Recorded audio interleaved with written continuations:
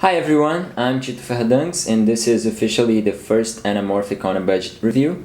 Our lens of choice for this episode is the almighty Iscorama 54. Released along the Iscorama 36 in the late 70s, the 54 is the biggest and heaviest of the Isco family.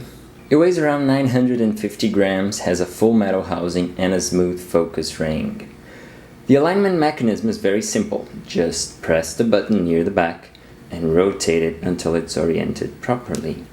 What sets these Iskoramas apart is their single focus mechanism based on a variable strength diopter that acts as the focusing mechanism. All you gotta do when using an Isco is set your taking lens to infinity and do all the focus work here, just on the focus ring of the Isco. It's very simple, it's like using a regular lens. The name 54 comes from the diameter of the rear glass of the lens. This measures 54 millimeters. The same goes for the 36 and the 42. The stretch factor is 1.5 and focusing ranges from 2 meters down to 2 meters until infinity. With a nice and maybe a little too long focus throw. It's around 180 degrees, like here, until here. As Iskoramas were developed for photography, they have standard filter threads on both front and back, making life much easier because you don't need to worry about finding or making very specific clamps. A couple step rings will work just fine. That is what I have here. It's a 77mm blank here. It's a 77mm UV that I knocked the glass out, and a 72 to 77 step-up ring so I can attach it to my taking lenses. The front thread measures 95 millimeters, which is a big size in order to find some decent diopters. Available 95mm options are the Focar A, which is a +1, and Focar B, which is a +2.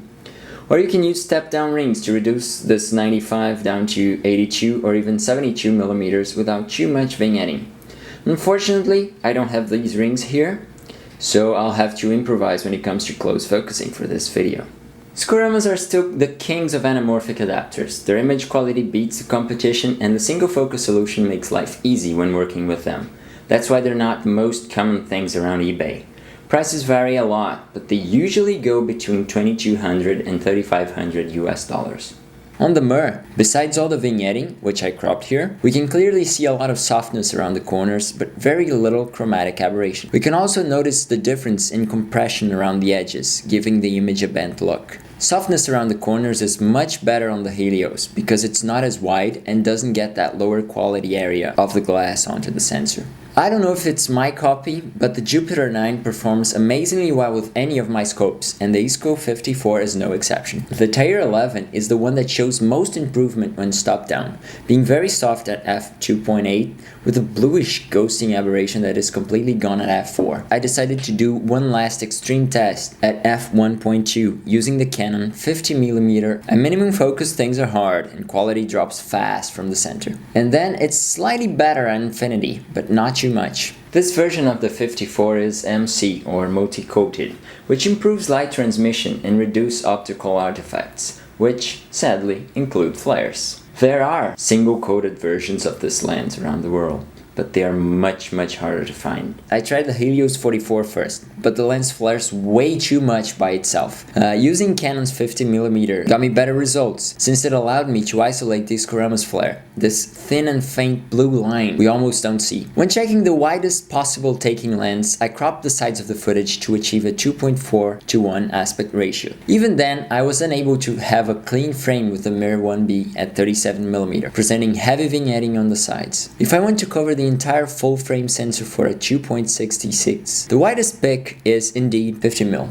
Being able to rack focus just using the Isco speeds up shooting immensely. This, combined with good image quality even in large apertures, eliminates the need for a tripod and allows me to be always moving around when shooting, being a good setup for run and gun. Minimum focus at 2 meters is kind of limiting, and changing diopters on the fly wasn't one of the most comfortable experiences of late for me. It's less troubling if you group your shots based on their diopter needs. On the bright side, you become crazy good eyeballing when things are closer than 2 meters. This was just the first video, the next ones will be better and I have plenty of lenses to cover, so be sure to subscribe and check out my blog. See you guys!